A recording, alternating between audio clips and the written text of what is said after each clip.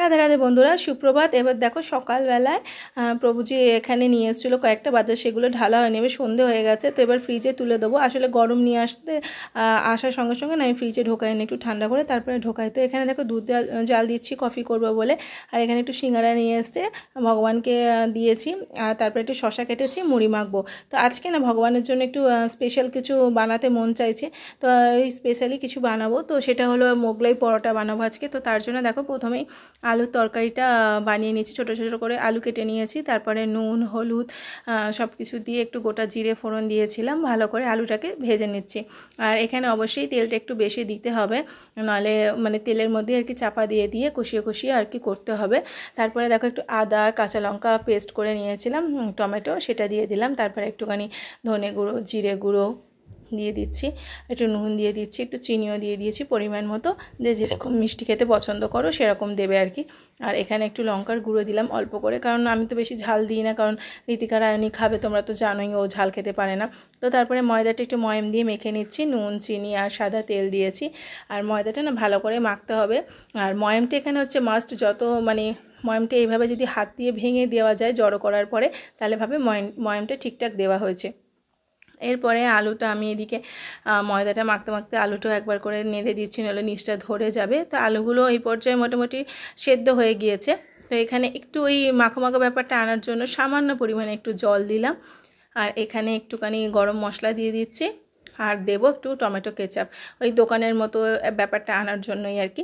তো আমি মোগলাই পরোটা না ভীষণ ভালোবাসি আর কি, মানে যখন দোকান থেকে কিনে খেতে পারতাম আর কি, খেতাম, খুব প্রিয় একটা খাবার। এখন তো আর খেতে পাই না, তো এইভাবে বুদ্ধি করে ঘরে বানিয়ে নিয়েছি, ভগবানকেও দেওয়া হবে, প্রসাদও পাওয়া যাবে।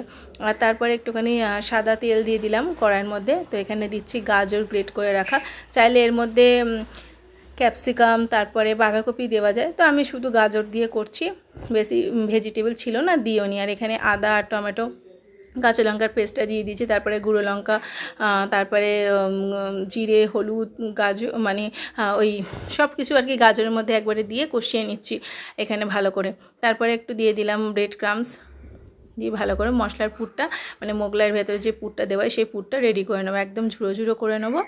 আর এখানে ময়দাটা মেখে রেডি করে নিয়েছি, আর ময়দাটা দেখতেই পাচ্ছ কতটা নরম করে মেখেছি। এরপরে আমি নেচিগুলোকে কেটে নেবো, একটু বড় বড় সাইজের নেচি কাটতে হবে আর কি, না কারণ মোগলাই পরোটা একটু বড় ধরনের হয়। এরপরে আমি একটা ব্যাটার বানাবো, তার জন্য আমি এখানে ময়দা নিয়ে নিয়েছি আর প্লেন জল দিয়ে ব্যাটারটা বানাচ্ছি। দোকানে কিন্তু এই ব্যাটারটা কিন্তু ডিমের গোলা হয়, আর যেহেতু আমরা ডিম ইউজ করতে পারবো না, তো তার জন্য এইভাবে বুদ্ধি করে ময়দার ব্যাটার তৈরি করে নিতে হবে। আর এখানে একটুখানি সাদা তেল দিয়ে নিয়েছি, সাদা তেল বলতে আমি কিন্তু রাইস ব্র্যান অয়েলটা ইউজ করি, কারণ সয়াবিন অয়েল আমি ইউজ করি না। আর এখানে যতটা সম্ভব পাতলা করে আর কি পরোটাটা বেলতে হবে, মানে দেখতেই পাচ্ছ বেলতে বেলতে ছিঁড়ে পড়তে যাচ্ছে, তো কোনো অসুবিধা নেই, এইভাবে ভালো করে টেনে টেনে একদম বেলে নিতে হবে। তো চাটুতে বেলা পসিবল না, কারণ চাটুটা ছোট, অনেক বড় করে পরোটাটা বেলতে হয়। তো এরপরেও আমি হাত দিয়ে ভালো করে একদম পাতলা করে নিচে, আমি দেখতেই পাচ্ছ কতটা পাতলা হয়েছে। তারপরে এরকম ময়দার ঘোলটা দিয়ে দিলাম, আর তারপরে দিয়ে দিচ্ছি ওই পুরটা, দিয়ে মানে 4টে সাইড ভালো করে মুড়ে দেবো, এরকমভাবে দিয়ে যেরকমভাবে দেখাচ্ছি ঠিক সেইভাবেই মুড়বে, দেখবে। আর একটু যদি খুলে যায়, কখনো মনে হয় যে খুলে যাচ্ছে, তাহলে একটুখানি ওই ব্যাটারটা লাগিয়ে দেবে, তাহলে আর খুলবে না। তারপরে এবার ওপর দিয়ে ভালো করে একটু বেলে দিচ্ছি, কারণ মুড়তে গেলে তো অনেকটা ছোট হয়ে যায়। এবার বেলে সমান করে নিলাম, তারপর একটুখানি তেল দিয়ে দিলাম কড়াইয়ের মধ্যে, কড়াইতে তেল দিয়ে ভালো করে মোগলাইটা উল্টে পাল্টে ভেজে নেবো। দোকানে কিন্তু আরও তেল দিয়ে ডুবো তেলে মোগলাই ভাজা হয়, কিন্তু আমি এখানে বেশি তেল দেবো না, কারণ ওই তেলটা আবার ইউজ করা ঠিক না। যতটা তেল মানে রোজেরটা রোজ ইউজ করে নেওয়াই ভালো, একটা মানে পোড়া তেল 3 দিনের বেশি কিন্তু কখনোই ইউজ করা উচিত না। তো এখানে দেখো মোগলাইটা লাল করে ভালো করে চেপে চেপে করে ভেজে নিচ্ছি, যাতে ভেতরে কাঁচা না থাকে, একদম স্লো ফ্লেমে ভাজছি আমি। এরপরে আরেকটা মোগলাই দিয়ে দিলাম। তো তারপরে দেখো মোগলাইটা রেডি হয়ে গেছে। এখানে আলু তরকারি সস তারপরে স্যালাড দিয়ে ভগবানকে ভোগ নিবেদন করেছি। তো আজকের ভিডিও এখানেই শেষ করছি। রাধে রাধে, সকলে ভালো থেকো, সুস্থ থেকো।